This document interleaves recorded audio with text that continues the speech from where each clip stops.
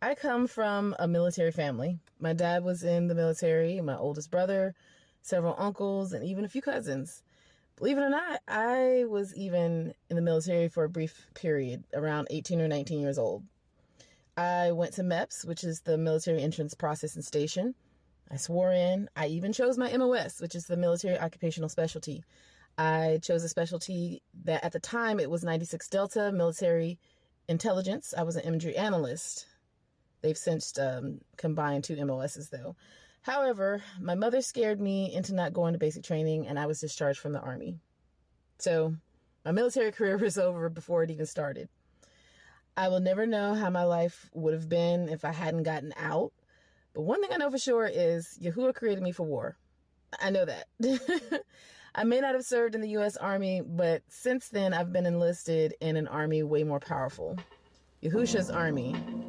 All right, let's get into it.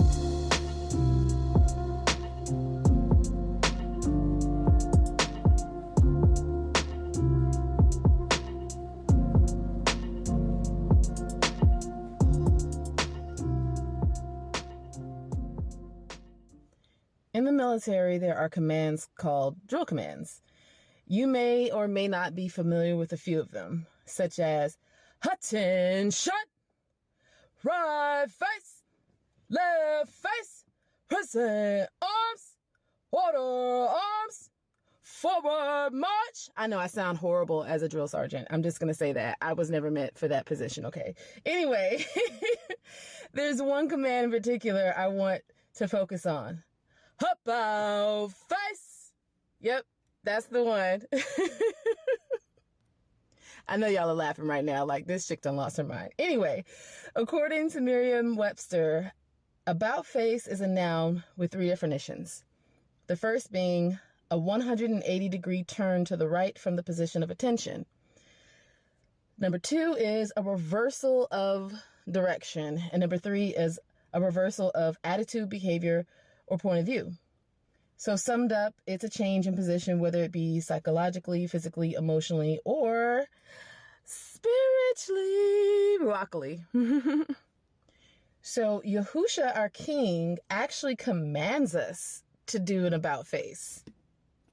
Matthew 4:12-17 says, Now when Yahusha had heard that Yehochanan was cast into prison, he departed into Galilee, and leaving Nazareth, he came and dwelt in Capharnaum, which is upon the seacoast in the borders of Zebulun and Naphtali, that it might be fulfilled which was spoken by Yeshayahu the prophet, that's Isaiah, saying, The land of Zebulun and the land of Naphtali, by the way of the sea, beyond the Jordan, which is the Jordan River, and Galilee, which is Galilee, of the other nations, the people which sat in darkness saw a great light, and to them which sat in the region and shadow of death, light is sprung up.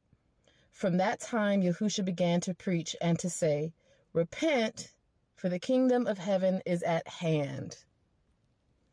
In other words, about face. Can y'all tell I'm having fun like doing this?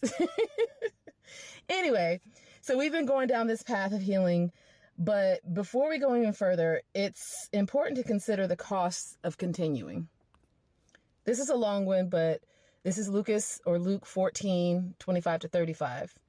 And there went great multitudes with him, and he turned and said unto them, If any man come to me and hate not his father and mother and woman and children and brethren and sisters, yea, and his own life also, he cannot be my Talmud, which is disciple.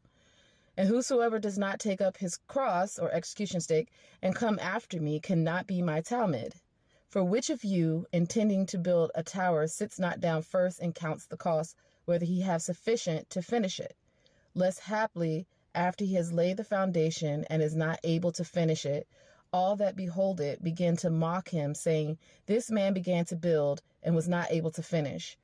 Or what king going to make war against another king sits not down first and consults whether he be able with 10,000 to meet him that comes against him with 20,000? Or else, while the other is yet a great way off, he sends an ambassage and desires conditions of peace. So likewise, whosoever be of you that forsakes not all that he has, he cannot be my Talmud. Salt is good, but if the salt have lost his savor, wherewith shall it be savored, or seasoned, I'm sorry. It is neither fit for the land, nor yet for the dunghill, but men cast it out. He that has ears to hear, let him hear. So Yahusha said a whole mouthful, but basically he's saying, don't think that you're finna come on this path, and then once persecution and trials and tribulation come, you're finna run back to what you came from, because that's not how it works. You've left enemy territory to join his army, but you can't go back to enemy territory without becoming a prisoner of war. Okay? And when he says salt is good, but if the salt have lost its savor, whether with shall it be seasoned? Salt is a seasoning. You can't season a seasoning. Okay? So moving forward is the best decision you'll ever make, but it's not one to take lightly, okay? So in February 2020, my son's father and I were arrested for domestic violence. It was the way Yahuwah chose to give me my final wake-up call. And looking back, hallelujah for that wake-up call. But at the time, that was not my mentality, as you can probably imagine. So that March, I started working as the receptionist for a local government entity. As the pandemic started to spread more and more, I quickly found myself without much to do at work since the public was no longer allowed in the building. So as a receptionist, I wasn't just the one that answered the phone calls and directed them to whatever department or personnel the person was calling for. We also had different types of meetings in the meeting rooms for the public to come in. And so that was the bulk of my job. So once everything started to shut down, I no longer had a job to do because the public was no longer allowed in there. And a lot of the personnel had already started working from home. And with me being a receptionist, I didn't really have that opportunity. So you can imagine I no longer have that job. Anyway, one day, Ruach HaKodesh told me to write down everything he said. One of the last things he said was, I will wipe the slate clean for you legally. Don't return to your vomit. Given the circumstances around the arrest in February, I became joyful because I knew I was innocent. So January 6th of 2021, we both went to court. That's me and my son's father, where the DA dropped the charges against my son's father and picked them up against me. So basically they were saying, in this case, we feel like he is the victim and I was the aggressor. I was the one that was in the wrong. So naturally, at first I was angry, but then I convinced myself this is just a test. Okay? So I'm trying to hold on to some hope in this situation, you guys. So later that same year, I was sent to Michigan, which is a place that I had no family and no friends because the person that I thought was a friend wound up not being a friend. But no family and friends, just me and Yahuwah. And this is where I went through the wilderness briefly described in the earlier episodes of this podcast. So when you hear me talking about, I didn't know what I didn't know and all this other stuff, just go back to the earlier episodes, season 1 specifically. When you hear me talking about the different things I went through, this is where I was. I was in Michigan. So June of 2022, I finally had my day in court where I was convicted of the crime and I was sentenced to probation and anger management. So again, you can imagine standing in that courtroom being told that I did something that I know I didn't do. So let me just paint this picture. I stood in the courtroom being falsely accused and sentenced, and Yahuwah commanded me not to defend myself.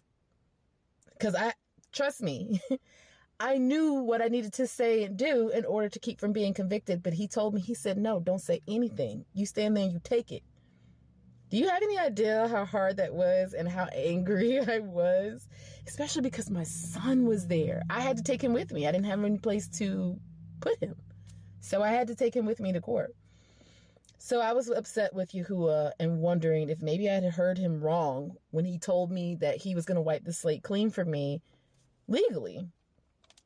But like the good father that he is, that's when he reminded me of a dream I had had earlier in 2022, which Ruach HaKodesh had revealed the meaning of that dream. So I'm going to tell you the dream first. I'm going to tell you the meaning of the dream. So in the dream, me and my immediate family in real life were walking into this facility where a wedding was about to take place. But then all of a sudden, I found myself away from my family, and I was sitting in a section surrounded by people I went to high school with. And in the midst of the conversation, they all started looking at me saying that they lived at this particular address. The address was the address that I lived at when I was in high school. And they kept saying that they lived there. They lived there. And I would look at them and say, no, you don't live there. That's my address. You don't live there. I live there. And then the more aggressive I got with it, every time I would look at one of them and say, you don't live there, I live there, it would disappear until I was sitting in that section by myself. And then I looked towards the front of the facility, and there were people up there worshiping. So I found myself up there worshiping, and we were all singing, but everybody else was saying God, and I was saying Yahuwah. And I was belting it out. When I tell you, I was just with everything in me singing out his name. And every once in a while I would open my eyes and people started turning around and looking at me, and they were very angry. So the revelation of what the dream meant, when I walked into the wedding, that's Yahusha's wedding feast, the Lamb's wedding feast. I was going to the wedding, but I had to be separated into a wilderness. So my immediate family in this dream represented Yasharal. They weren't my actual family in real life. They were Yasharal, which is my actual family in real life, I guess. So anyway, represented Yasharal. So before I could go into the feast, I had to be separated into a wilderness. And in that wilderness, Yahuwah had me confronting the familiar spirits that I had come into agreement with in my life and in my ancestors' lives. So that's the reason why those people that were there looked like people I knew in real life, because they were familiar spirits. So every time I said, you don't live here, I live here, that was him taking that one away, because he saw me fighting it. You know, I was fighting against it instead of coming into covenant with it again. So then that's why towards the end of the dream, you see me standing at the front and I was proclaiming his name. Now, mind you, when I was in Michigan, it was a back and forth battle between God and Yahuwah, whether or not I should call him Yahuwah. I was battling as to whether or not I should call Yahusha, because previously I was saying Yahweh and Yeshua, and you can even hear that in some of the earlier episodes of this podcast, because I was in a battle, because I was like, I don't know if this is part of the great falling away. Am I falling away? You know what I'm saying? So I was in a battle. So the fact that I was standing at the front in this dream, screaming Yahuwah, I wasn't screaming, I was singing out as loudly and as passionately as I can, Yahuwah, he was showing me that he had set me free. Okay? So then I heard Yahuwah say, those broken covenants you had with the enemy was me clearing the legal debt you had to me when you broke my law.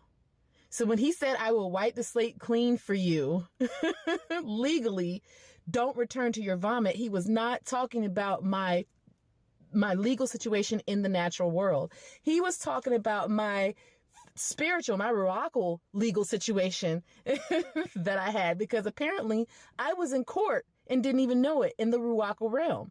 Hashatan had brought me to court and was accusing me before the Father. And he said, I will wipe the slate clean for you legally. Don't return to your vomit. And that last part, don't return to your vomit, was his warning to me that if I re-entered into those covenants and the ruach that he purged me from when he began healing me, i.e. ruachal vomit, I wouldn't make it back to him. So if I went back to the same ruach that he just purged out of my life, out of my spirit, my nefesh, if I went back to them, my vomit, my ruachal vomit, my spiritual vomit, I'm saying it multiple times so you guys really get a picture of what it is I'm saying. He's saying, if you go back, you're not going to make it back to me. Which is another indication that there's not enough time to make it back to him. Because it took me 7 years to get to this point. He's saying it ain't another 7 years. At least not in me. I'm not saying that all this, biblical prophecy is going to happen in the next 7 years. He's just saying that for me, it's not enough time to get back. So my son's father was cleared of the debt that he owed to man, but my debt cancellation was to Yahuwah. But he had to show me what it was that he was clean. I had to learn the lesson, basically, is what I'm saying. So I had to be charged in the physical, but I had already been acquitted in the spiritual, you guys. I hope y'all understand what I'm saying, because Hasatan wanted me to think that I had been charged all around. You know what I'm saying? What happened in the physical realm was false. He wanted me to lose hope in Yahuwah. He wanted me to be upset with Yahuwah. And Yahuwah was like, Yahuwah sent me that dream to say, no, my daughter, this is what I'm doing. Don't be deceived, okay? Walk by faith, not by sight. Your physical eyes are deceiving you right now. So I want to read Lucas 11, verses 24 to 28. When the unclean ruach is gone out of a man, and by the way, ruach is spirits. That's the word for spirits in Hebrew. So, okay, let me start over. When the unclean ruach is gone out of a man, he walks through dry places seeking rest, and finding none, he says, I will return unto my house whence I came out. And when he comes, he finds it swept and garnished. Then goes he and takes unto him 7 other ruachoth more wicked than himself, and they enter in and dwell there. And the last state of that man is worse than the first. And it came to pass, as he said these things, a certain woman of the company lifted up her voice and said unto him, Blessed is the womb that bore you, and the breast which you have sucked. But he said, Yea, rather, blessed are they that hear alaftau, the word of Elohim, and guard it. Woo! So I can tell you my story and walk you through the steps Yahuwah took me through, but it's up to you to do a complete about face. Now, I didn't do the voice this time, you guys. Deny yourself, pick up your execution stake, and follow Yahusha HaMashiyakh. And that's an order, soldier. All right? As usual, if you want to get in contact with me, you can reach me at replenishme@gmail.com, RIPLENISH me@gmail.com. Please, please, please, if there's anything you want to talk to me about, I don't care what it is, just reach out. All right, you guys, as always, much shalom and ahav, which is love. So much shalom and ahav, and until next time, shalom Elohim.